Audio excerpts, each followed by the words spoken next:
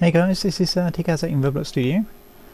I just uploaded this sort of a cinematic last night. Well, not just uploaded, I uploaded it last night.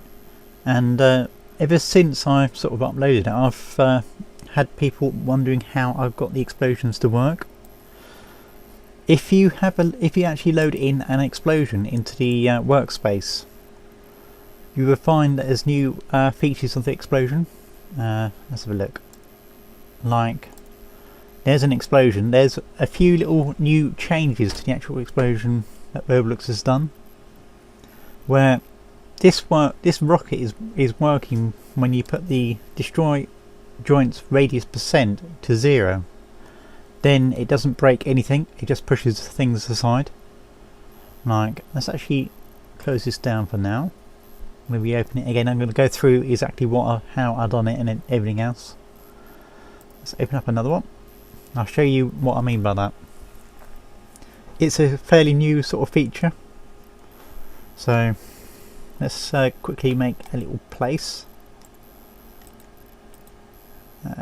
Do a bit of prep work. It would help. So let's make a quick wall. And that's going to be where the explosion is going to start. Right. I'm lagging a little bit.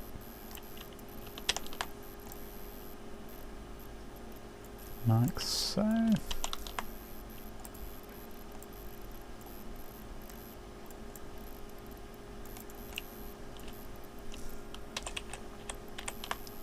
Right, like so. Let's group those together so it don't lag too much. Let's anchor that.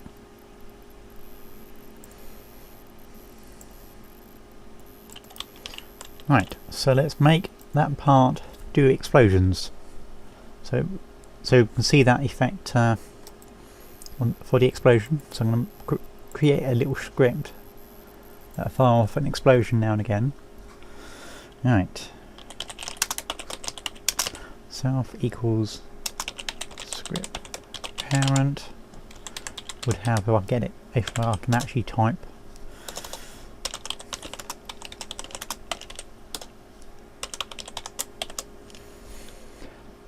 Let's say every second we run an explosion. Right.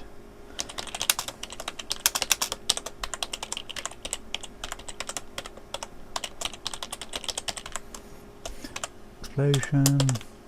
Let's create a folder for the explosions themselves, so we don't spam the workspace.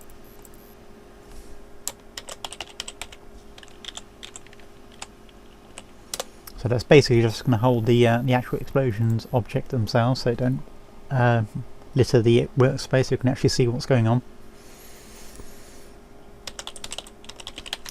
Workspace effects. Right. exp dot position equals self dot position. Right, so that would just create an explosion every second. At the moment, on its default settings, it would create an explosion and possibly break the joints of that wall. Right, let's move that close to it. Right, let's run it. Let's do it a bit closer.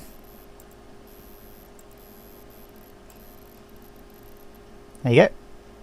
So as we know, that's what happens. So the way I got the explosion to not destroy the things like that is, let's actually load it in an explosion themselves, because I always forget the name of it or how to spell it, sort of thing. Right. So we're going to change this. So DESTROY joint radius percent. Come on, Roblox, make your properties a bit more easier to remember. So by setting that to 1 as it is now, it's basically like the default setting. So if I set that to 0.1, then only some of that wall should get destroyed. Let's actually up the radius as well, so we don't have to move it so close.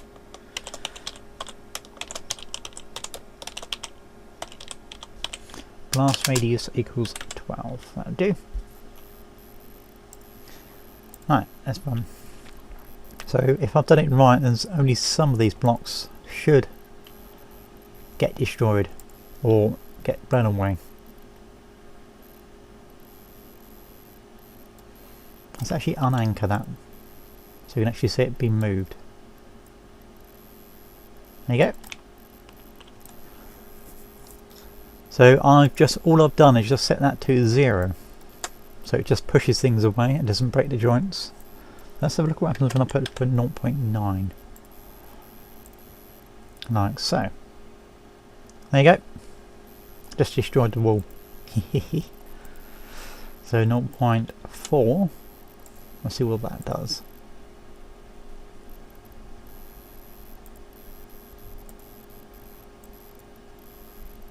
Just pushes it. It seems to be a little bit buggy. It's meant to sort of, as far as I understand it, a value of below 0.5. Only some of the bricks should get knocked off, unless it's a percentage for every single brick. I haven't quite worked that one out yet. So in that effect, all I've done, as I say, is just set that to 0, so none of the bricks actually get blown apart. Anyway, back to my my rocket thing. There's a lot of camera work in this this little cinematic. I'll show you the actual script itself. To start the actual instance, let's actually get rid of that. I've actually set the camera and set the camera subject to the model itself, to the rocket itself, and this is a custom sort of made mesh part rocket that I made in TGStudios Max, and that took forever to make, let alone skin it. The actual parachute itself is just a what do you call that? Let's actually get rid of that for now. Right, so I can move the camera around. All this is just a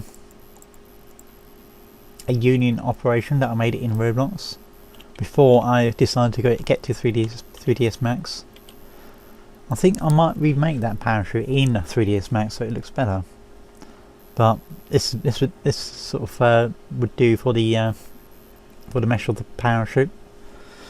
So what I've done to make the parachute work is I've inserted a script inside the main script to sort of counteract gravity, kind of like your float things that you have.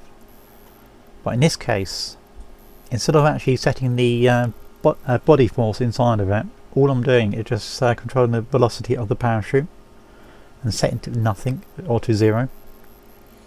But because the way the script is run every, I think it's 30 frames per second, it's just a little bit under that. That's why we get it sort of slowly going down. So for every time it runs, it zeroes out the velocity, and then when the frame sort of changes, it sort of drops a little bit. So that's how we get the sort of the drag, if you like. It's a cheaty way of doing it, but it works. Yeah, so this little bit here is me trying to work out how to properly implement the drag. And you might also see in this code where I've actually anchored the actual parachute itself briefly. Yeah, there we go. That's because if I actually show you what's actually going on there, sometimes you get the parachute on top or underneath your rocket, and the rocket's acting as if like the parachute. It's a weird thing. Right, let's set this camera back up. Camera subject to rocket, and we do that to watch, like so. If you're wondering what these octopus thing around it, that is for the parachute. I'm just recording the strings coming off the parachute. So as the script sort of runs, it sort of zeroes the attachment points. That's what they're attached to inside this main part, if you like. That's just a hidden part, if you like. Well, let's actually run it and show you it sort of operating. Hopefully I've got everything right and I haven't changed anything to what's the word?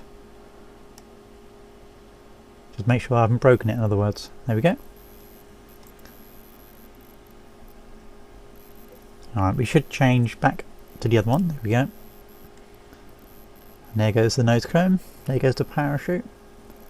And we're going to open up. There we go. Right, let's see if we got that bug. Oh, look at that. That's because I didn't anchor the actual parachute itself. So if I actually turn it around while it's floating down, it does correct itself. Kinda. Let's rotate that round. There you go. So yeah, the way I got around that problem, as you just saw, is to anchor the parachute just briefly after it opens. So let's actually change that back and you'll see it exactly like that cinematic that I've just done. Right, let's rerun. It's a really simple idea, but it's very buggy for Roblox to actually render and do. So I had to do sort of little hacks here and there, like that was one of those. Right, here we go. There goes the nose cone. Let's see if we got it right this time. Parachute opening. There you go. So the way I got that to attach a rope to a rope is there is actually a little part there. Let's actually pause it.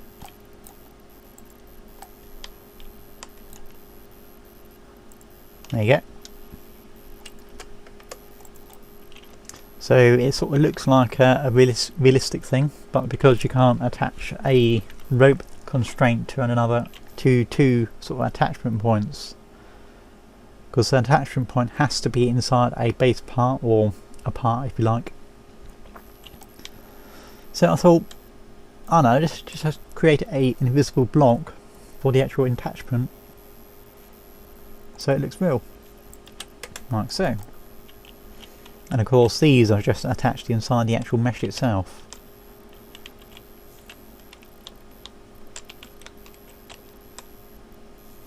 Yeah, that should really be on the bottom there, but it works alright, I guess. I still can't believe this took me about... Most of it was modelling the actual model itself. It took me best part of 24 hours. Non-stop again. I've got to stop doing those all-nighters, I know.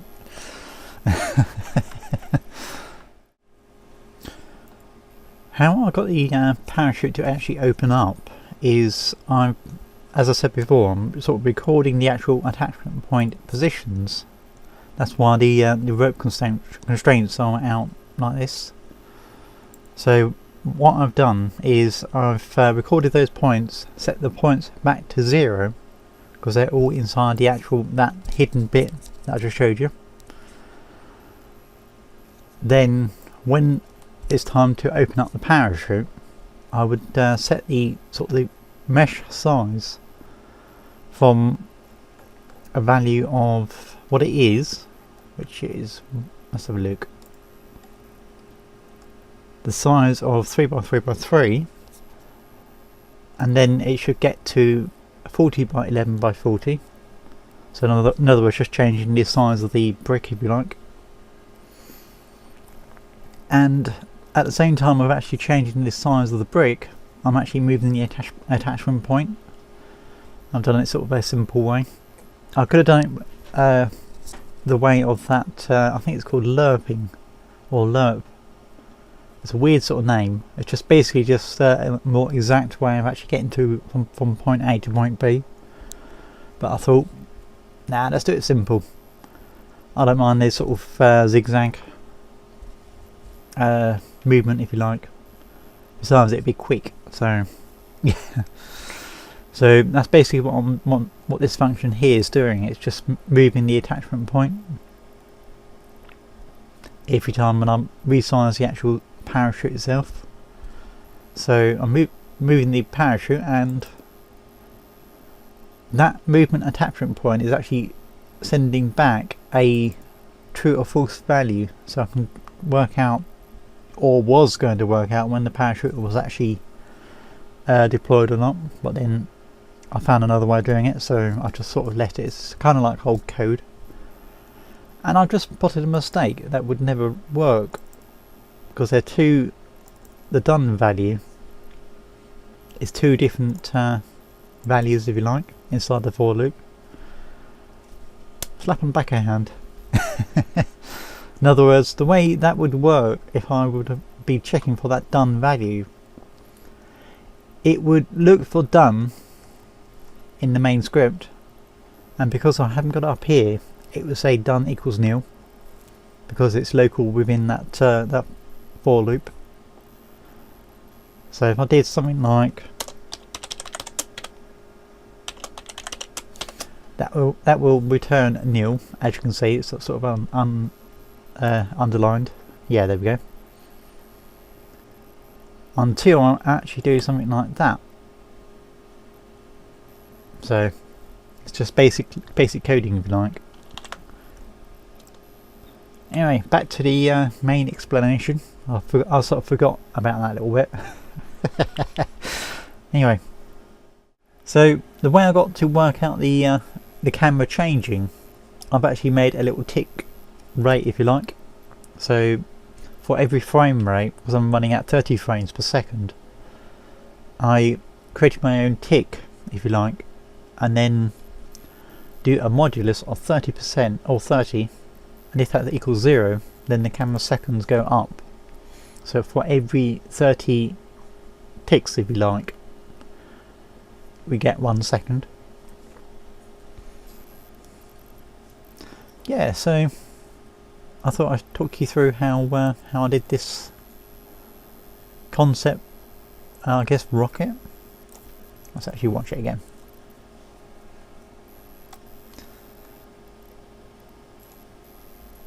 Let's see if I can pause it so we can actually see one of these explosions.